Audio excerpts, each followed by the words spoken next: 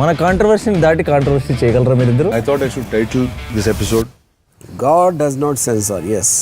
నాకు ఎందుకు సార్ బాబులు చేసేటప్పుడు ఇలాంటి మంచి కామ్ ఆఫీస్ ఎందుకు లేదు మాకు? అప్పుడు డబ్బులు లేదు. ఈ అతి నిజాయితీతనం, అతి మంచితనమే రేపొద్దున మళ్ళీ మనల్ని అధికారంలోకి తీసుకొచ్చేటివి కూడా ఇవే. ఎందుకనంటే జగన్ ఇవన్నీ చేయగలిగాడు కదా, చంద్రబాబు నాయుడు దీనికన్నా ఓ 2-3 ఇంతలు ఎక్కువ చెప్తున్నాడు అంతే కదా. అందులో చంద్రబాబు నాయుడు మోడీతో కలిసి వస్తున్నాడు కదా, ఏమో చేయగలుగుతాడేమోలే అన్న ఒక చిన్న ఆశకు తావు బహుశా మన పాలనలో మనం ఇంత బటన్లు చక్కగా నొక్కాం కాబట్టి బహుశా ఆ ఆశ కూడా ప్రజలకు కలిగింది. 6 నెలలు తిరక్క మునిపి ఈరోజు పరిస్థితి ఏమిటి అనంటే, ప్రతి ఇంట్లో చర్చ ఏమిటి అనంటే, జగన్ కనీసం పలావన్నా పెట్టేవాడు, చంద్రబాబు నాయుడు బిర్యానీ పెడతానన్నాడు. ఇప్పుడు తీరా చూస్తే పలావు పోయింది, బిర్యానీ కూడా పోయింది, పూర్తిగా ఏమీ లేకుండా పోయింది అనే పరిస్థితి ఈరోజు ప్రతి ఇంట్లో కూడా చర్చనీయాంశమే జరిగింది. ఒకవైపున చర్చ పథకాల మీద ఈ మాదిరిగా చర్చ అనేది ఒకవైపున ఉంటే, మరోవైపున సిస్టమేటిక్గా ప్రతి వ్యవస్థ కూడా కొలాప్స్ అవుతూ ఉంది. ఈరోజు ఫీజుల కోసం పిల్లలు కాలేజీలకు వెళ్ళలేని పరిస్థితిలో ఉన్నారు.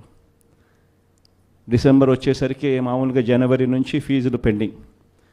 మన హయాంలో ప్రతి క్వార్టర్, ప్రతి 3 నెలలు అయిపోయిన వెంటనే, ప్రతి త్రైమాసికం అయిపోయిన వెంటనే ఒక నెల ఇన్స్పెక్షన్కు తావిచ్చి మరుసటి నెల ఇచ్చే పరిస్థితి.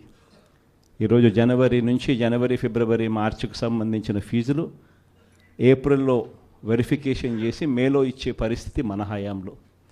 కానీ ఈరోజు చూస్తే జనవరి, ఫిబ్రవరి, March quarter, April, May, June quarter, July, August, September quarter, ఇప్పుడు ఇక అక్టోబర్, నవంబర్, డిసెంబర్. ఈ జనవరికి వస్తే 4 క్వార్టర్స్ అంటే సంవత్సరం ఫీజులు పిల్లలకు ఇవ్వని పరిస్థితి కనిపిస్తుంది. ఒక్క ఫీజు రీయింబర్స్మెంట్ బకాయిలే 2,800 కోట్ల రూపాయలు.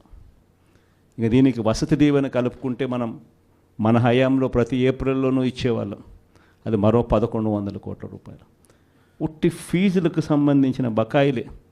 నేను స్కీముల గురించి మాట్లాడడంలా, వ్యవస్థను నడిపించే ఈ కార్యక్రమాలను కూడా పూర్తిగా కొలాప్స్ అవుతూ ఉన్న పరిస్థితి. దాదాపుగా 3,900 కోట్లు కేవలం పిల్లల చదువులకు సంబంధించిన బకాయిలు. ఆరోగ్యశ్రీకి సంబంధించిన బకాయిలు 2,200 కోట్ల రూపాయలు మార్చి నుంచి ఆరోగ్యశ్రీ నెట్వర్క్ హాస్పిటల్కి కూడా డబ్బులు ఇవ్వని పరిస్థితి. ఈరోజు పేదవాడు ఎవడు కూడా హాస్పిటల్ గడప ఎక్కాలంటే డాక్టర్లు వైద్యం ఉచితంగా అందిస్తారు అన్న నమ్మకం ప్రజల్లో సన్నగిల్లిన పరిస్థితి. దాదాపుగా మన హయాంలో నెలకు మామూలుగా 300 కోట్ల రూపాయలు ఆరోగ్యశ్రీ బిల్స్. మార్చి నుంచి ఇప్పటిదాకా ఒక్క బిల్లు ఇవ్వాల. దాదాపుగా 2,200 కోట్ల పైచిలుకు బకాయిలు. ఆరోగ్య ఆసరా గురించి ఇంక నేను చెప్పాల్సిన పని, అసలు ఆరోగ్య ఆసరా ఉందా, ఎక్కడుంది అని అనుకునే పరిస్థితులకి ఈరోజు ప్రజలు వచ్చినారు. 104, 108 ఫోన్ నెంబర్ కొట్టినా కూడా అంబులెన్స్ వస్తుందన్న నమ్మకం లేదు.